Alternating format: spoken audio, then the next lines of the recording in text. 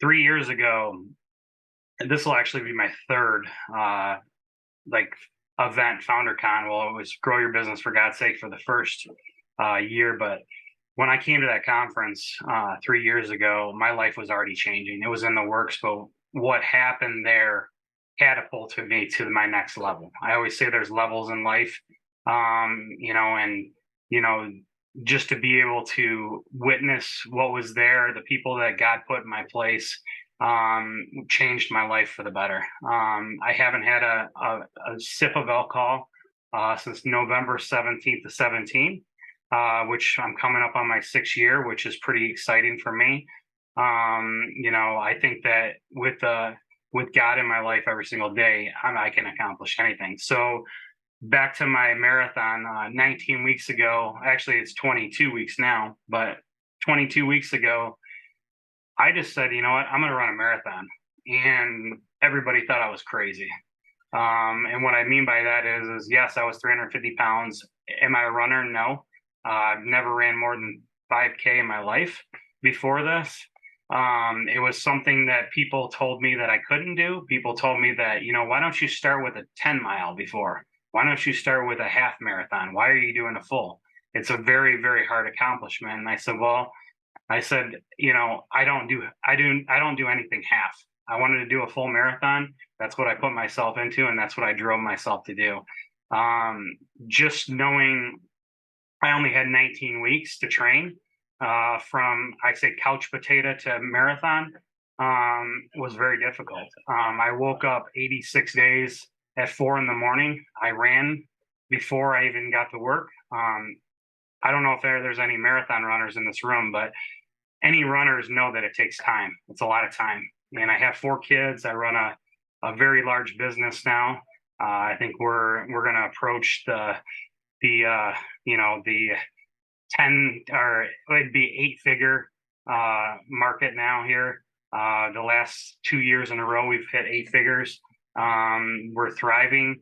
But what I did was in my company the last couple of years since I've been alcohol free is I've literally put my money where my mouth is. I've told and I've done everything that I've wanted to do, and people are following me within my company. I'm constantly praying around my people. There's multiple days a week that I pray for people within my company. God is present in my company right now. It started a couple years ago, but I don't preach anything. All I do is live it. I live life. And we were talking, about this last night in our men's call. Is like, you don't need to preach. You just need to show up and be the person that you are, and have the light shine through you. And they ask questions. So my guys have been asking me a lot of questions. They're interested in things, but I think the biggest thing with me is this marathon was the hardest thing I've ever done in my life. And I think that with my past, I mean, I could go into detail, but it just takes too long. But with my past, growing up without a father, growing up with my grandparents raising me, I really didn't know how to be a father. I didn't know how to be a son, because I never was put in that situation. So I feel like I had to constantly work at it. So I've always been very, very drastic in things I do. It's like, why are you doing that? That's crazy. But in my life, I've always said, I can't do this, or I'm not going to do this, or there's no way I'm going to do this. And everything that I told myself I wasn't going to do, I'm now going back and I'm doing it. And the reason why I'm doing it is because it helps with my mindset, and it helps with me doing the things that I need to do with the people around me to really just be that light in the room. And because I'm one that has to be resilient in everything, there's probably, I want to say, 20 times out of the 19 weeks that I wanted to quit. And I think the biggest thing with that is like, we know in life we want to quit things. And that's not a fault. There's no fault in that. You should never look bad at somebody that wants to quit. It's just when times get tough, you got to know who's there for you. And all the times that I wanted to quit, there was always something that popped in my head. or God would whisper to me and say, "You got this. You got this. Just keep going." 4 o'clock in the morning, I don't care who you are, waking up at 4 o'clock in the morning that many days and doing the things that you have to do. There's days that I went to bed at 12, 1 o'clock, and I had to wake up at 4 o'clock to do my run.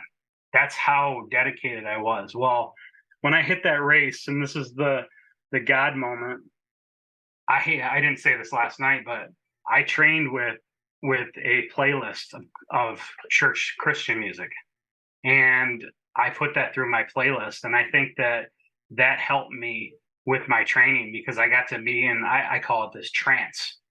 And so when I was running, I started the race with so much anxiety. I was excited. Um, I say that excitement, I say feared, but I wasn't feared because I trained so hard. It was the excitement from the fear that gave me I want to say, like, remember when you were young and you woke up for Christmas in the morning and you just like, oh my God, I got to go open gifts. And like, that's what I felt that morning. And so that excitement catapulted me to when I started the race. And when I started the race, I didn't start for 26 minutes. So, and I'll never forget this. I walked up to the start line and I saw 1 minute, 2 minutes, 3 minutes. And as you can see, like, you're getting more and more excited. But when I crossed that start line, everything went away. I literally just started running. And then I was running with thousands of people because this was the Detroit Free Press Marathon. And I was running with thousands of people and I was running and I was running. And I hit 3 miles. And as the 3 miles hit, I was going over the bridge to Canada. And I I ran over the bridge to Canada. And then I went down the bridge to Canada and I went in and I had to go use the restroom. And I'm like, okay, well, I had to pee. So I'm like, I'm going to run in and do this. Well, I jumped out of that porta potty and I started running. And all of a sudden I hit the tunnel to go back into Detroit. That's how fast it was. I felt like it was a split moment because my mind just transformed to peace and joy and happiness. And I didn't even think of anything. And most people that don't run are like, how do you run that long? Well, I mean, to be honest with you, I don't know. Like, I just did it. So my thing is like, and when I hit mile 7, 8, and I came out of that tunnel, my wife was around the corner. And I think this is the most pivotal moment in the whole run. And I get emotional saying it because it's like the hard work that you do and to see the smile on your wife's face. It was such a blessing because the connection between her and I, when I ran by, it was I'm so proud of you. Good luck. I kept running. That pivotal moment was one of the most exciting